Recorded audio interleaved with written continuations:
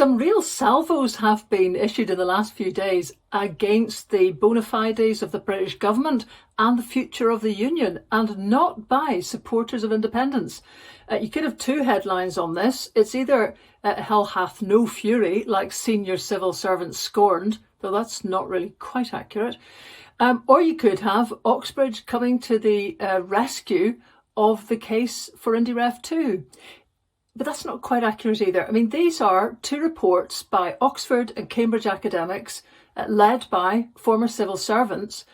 And really, they've not got particular axes to grind. They're just coming to the conclusion that many yesers did a long, long time ago, that the British state ain't fair and that Scotland just cannot get the recognition and powers it needs within it. They've got different ways of getting there, and a lot of this is really, really very interesting. The first report from Oxford is by Kieran Martin. He's got a pretty straight establishment pedigree. He's a cybersecurity expert. He's now Professor of Practice in Management of Public Organisations, which kind of means how you run things properly. But for the purposes of this, he was Constitution Director in the Cabinet Office in 2011 to 2014. Fundamentally, he helped pull the Edinburgh Agreement together. So this is the architect of the indyref 1. And his new report is called Resist, Reform, Rerun, ? And he's basically asking which of these three responses should the UK government have. Should it resist calls for another indyref? Should it reform the way the indyref was run? Or should it just rerun it? Now, maybe not surprisingly, since he was the architect, he's coming down on the final option, just rerun it. But his arguments for it are really very interesting. He's saying, first of all, I mean, none of this is going to make you fall off your seat, folks, that currently there is no lawful or democratic route for Scots to reach independence. And he thinks that changes the union fundamentally from one of consent, where we all just kind of rumble along together, to one of where the law is going to be the thing that just tells you that's your corner, you sit in it, the end. He feels that a mandate is a mandate, a majority is a majority, and he feels that in the forthcoming elections, even if it was an SNP Alba Green majority, that actually matters. He points out no one has got any different definition of what should trigger a mandate for an independence referendum. He says there's a kind of polarisation. The law, the force of the law is in Westminster, but the votes are in Scotland. And that, he thinks, will tear the union apart if there isn't some resolution. On that question of the law, he's kind of saying even if there's an attempt at Plan B by the Scottish Government, should there not be a Section 30 order, that Westminster has the power to simply create a law to slap down whatever mechanism the Scottish Government tries to come up with for a referendum out with those powers. So he's really sort of saying this is the real nub of it. If you end up in the Supreme Court, all the opinion polls in the world, all the electoral mandates, all the rest of it just won't matter. In the end, the naked truth is that Westminster's might is right. The sovereignty of Westminster will trump absolutely everything else, and the Scots will be left with nothing, except obviously the mandate that will be clear still to everyone. Now, the real thing he's got that's interesting is alternatives. He's very scathing about all the efforts to find some other middle way between the union and independence.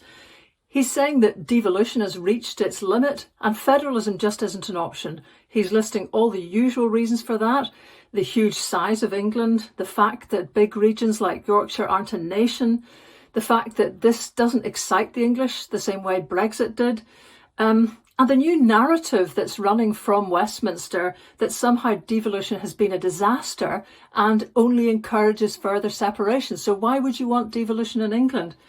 But he's got this other point, that there is no majority to dissolve the sovereignty of the Westminster Parliament. Now, this sounds a bit dry to begin with, but it's pretty key stuff, because he's pointing out that when Gordon Brown wanted to make a law to make the Scottish Parliament permanent in 2007, he was told in Kieran Martin's view correctly, that this was completely impossible because Parliament is sovereign and can't be bound except by treaties with other sovereign nations. So there's no lawful way of telling the UK Parliament it can't abolish the Scottish Parliament.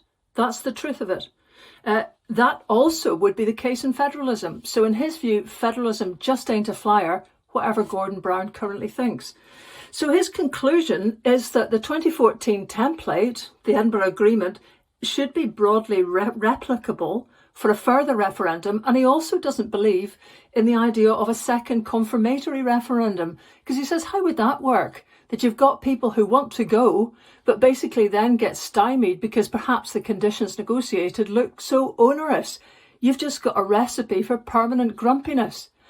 So this is kind of, I mean, it feels sometimes a little naive in the sense of, well, yeah, but then what? He still feels very, very strongly that if not this, that is moving forward to a second independence referendum like the first one, if not this, then what? He says, sustained standoff for years to come between Westminster and Holyrood. And you know, all of us would just wilt at that.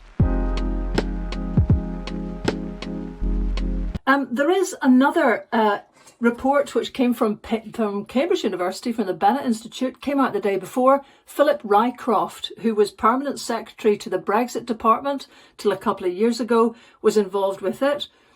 It's remarking with astonishment that there was no soul searching in Westminster after the indyref, that the pandemic has deepened the crisis with a communications breakdown between the devolved nations and Westminster, and that Johnson has created a muscular brand of unionism that just asserts the value of the union instead of demonstrating it.